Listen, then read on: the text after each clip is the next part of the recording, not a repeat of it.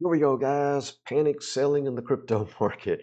However, it's the perfect storm for institutional investors, whales, and high alpha retail investors that know the facts, the cycles, and have the hard data to back up those decisions. 90% of your emotionally driven decision making retail crowd are panic selling into these dips. And also, the reason for this big pullback recently, we have Germany selling.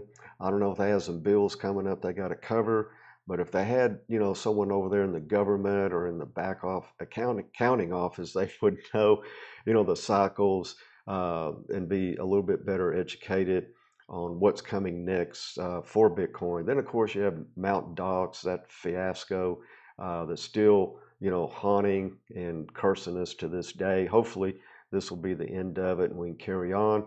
And then, you have the miners, some of the miners, smaller miners, since everything's been cut in half, including their profits, they're selling and heading out the back door. And then with all this FUD, you have the additional retail market, the low alpha retail market selling off. Now, for the retail folks, they really should have started selling off on these gold arrows here. This is what we put together for our members. For example, the blue arrows are our scale in, entering different locations, and then the gold arrows are our scale out, more like profit taking zones. But let's get back to the current chart for today. And as you can see, here was the halving. And technically, we've been in this zone here. Let me see if I can pull this up real quick.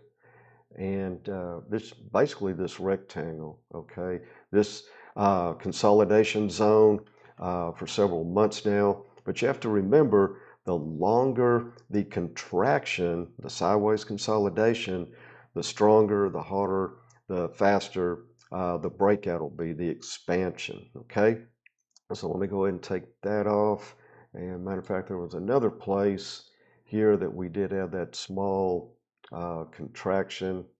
And obviously we dipped, let me pull that in there so you can actually see it. We dipped and broke down to the downside, okay? And this is another thing we teach our members is that you just stay, sit on your hands when you're in an inside bar location like that, sideways consolidation, and you let the market, you let the institutions, the whales lead you to the feeding ground. Is it going to be long and we're looking at upside, or is it going to be to the short side? Okay, looking for more downside. And obviously, here we go. Here, the first hint, we were, possibly going lower, and then this was a confirmation. Okay, and then as you see, most recently, another. A lot of people get in these sideways consolidate. This is the toughest market to deal with, especially if you're, a little experienced or haven't been through this before. Okay, this sideways consolidation, whipsawing people out. Their emotions are to the high. Oh, we're finally, thank goodness, we're finally breaking out, only to hit a resistance area. Take profit area, and then we dip, and then they're just all they're taking Xanax by the fist load, and going to alcohol, whatever their coping skills are. Okay, so that's why people need to be educated in here and trained to what to look for, when to scale in, when to scale out. But anyway, right in this zone here, as you see, we're already pulling back some. This go dash line is one measured move that we teach our members. Actually, all these lines represent something here. And the low pivot here, I'll go ahead and share that with the low pivot here and the 200 are both significant, factors to help price gain support. And I'll go ahead and share this with you. I don't want to, our members are paying for this, so I don't want to, give too much away. But the 200, for example, is a pretty strong, if you go back in your charts, look at anything from Apple to Meta to Nvidia, the S&P, it doesn't matter. When price starts coming down into it from an extended price range, see how extended we are? Then you have high odds, high probability that you'll at least get some consolidation there and possibly even a breakout, which will be a a very strong breakout. And speaking of breakouts, markets break out. Our group is very, very skilled on catching bottoms and tops. Okay, you have your V-shape recovery, and then you have your W uh, recovery, shape recovery. And those are the two main ones that we look for. The W is actually stronger, to be honest with you. But anyhow, when you have three or more, or two or more really, factors that first of all, you got to be able to identify them and name them, okay? So we look for that location, and then we look for the event to either break price out to the upside or to fail and cause price to go lower, all right? So we want to be able to name that and identify it. If you just are trading on an emotion, on a feeling, on a thought, you'll lose probably 90% of the time. Okay, so let's go to the next chart here, and we're going to look at different ideas about where Bitcoin is going to be going over the next 16 to 18, maybe in 24 months, but into 2025. Okay, guys, the first price prediction model is the epoch. Every 4 years, Bitcoin adds zero plus some to its price. Okay, and let me pull that up for you. And everyone's probably seen this Bitcoin spiral clock. And as you can see, let me see how I pull this in. The next one is 100 grand. Okay, and normally, as you can see here, we start out at 10, 100, 1,000, 10,000. Obviously, we've done much better than that. So at the very minimum, we're seeing 100 grand coming to you in the next 16 to 18 months. And normally, if you look at history, number one, Bitcoin post halving, consolidates, slowly starts coming back up, and then it has an explosive move. Okay, and then guess what? A little consolidation, a little pullback, and then it has the parabolic explosive move to the upside. And we haven't hit either one, obviously, either one of those yet. Okay, next is the next model is the all-time high to the all-time high. In other words, the 27 all-time high around that, and every exchange is going to have a little bit different numbers. So your number, depending on which exchange you're looking at, might be off, a few dollars, but it's pretty close for what we're doing. Okay, 19,891, and then 2021, 69,000. So that was a 3.4x move. Okay, so if we take where we were at the halving, we were at 63,848 times that 3.4 move gives us around 200 grand target price. Okay, and along with that, kind of off subject here, once an asset hits 80, that asset has an 80% probability of going to 120. Okay, so when Bitcoin hits 80,000, we have an 80% probability of going to 120,000, which is honestly what we're looking for by the end of the year. Okay, or potentially higher. And then the third model here is halving to the all-time high. So the 2020 halving, we were sitting at around 8,571 all-time high, close to 69,000, let's say. And then our halving this time, we were at 62,848 as we know, and then you get that in 8x. It puts us, in and around 500 grand, which, people have come out with that model previously as well.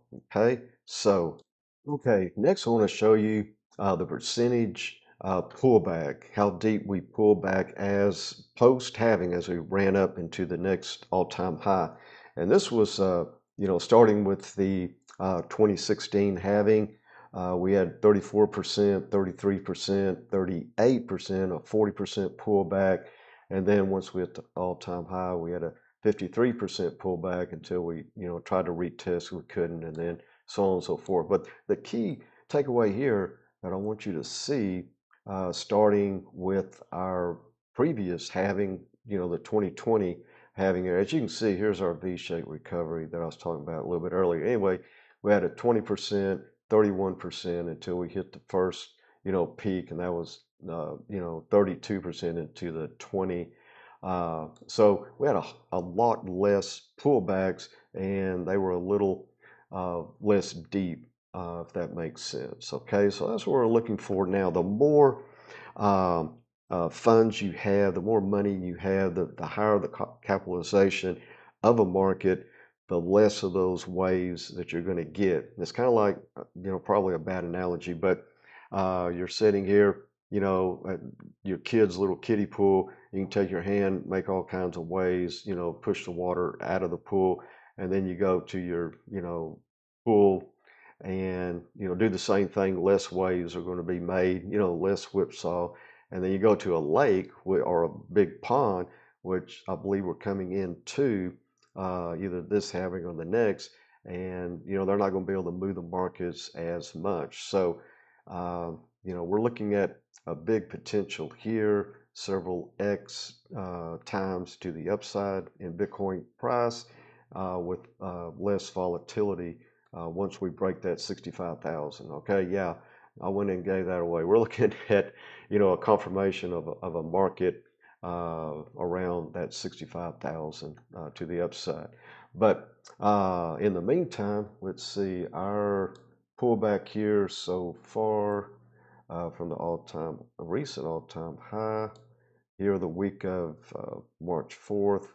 Well, here's the low so far was 23%. So, and also we could go lower here. If we get into the 30s, and here, we're into the, low 50 zone.